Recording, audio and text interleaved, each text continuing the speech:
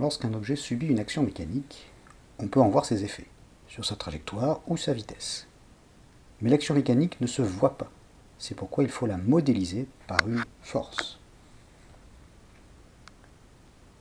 Sur un schéma, cette force sera représentée par une flèche.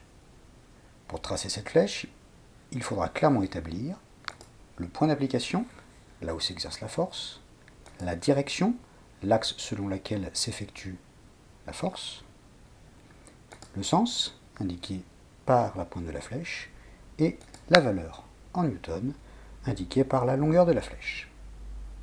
Par exemple, voici la force exercée par la ficelle sur le cerf-volant. On la notera ainsi, force exercée par la ficelle sur le cerf-volant. Le DOI, diagramme objet-interaction, permet de faire l'inventaire des actions mécaniques exercées par un objet, et donc l'inventaire des forces qu'il faudra représenter. Ici, la force exercée par la ficelle sur le cerf-volant, la force exercée par l'air sur le cerf-volant, et enfin la force exercée par la terre sur le cerf-volant. Voyons comment tracer ces flèches. Tout d'abord, le point d'application. Si l'action est de contact, le donneur touche le receveur. Et si cette action est localisée, le point d'application sera le point de contact entre le donneur et le receveur. Si cette action est répartie, par exemple, le vent soufflant dans la voile,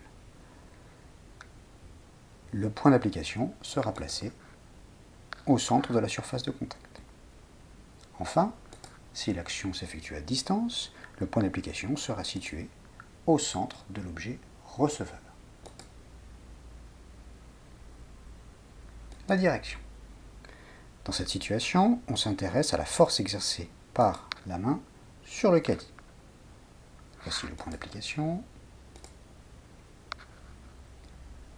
La force s'exerce suivant une direction horizontale.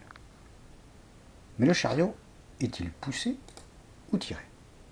Pour cela, il faut préciser le sens de la force.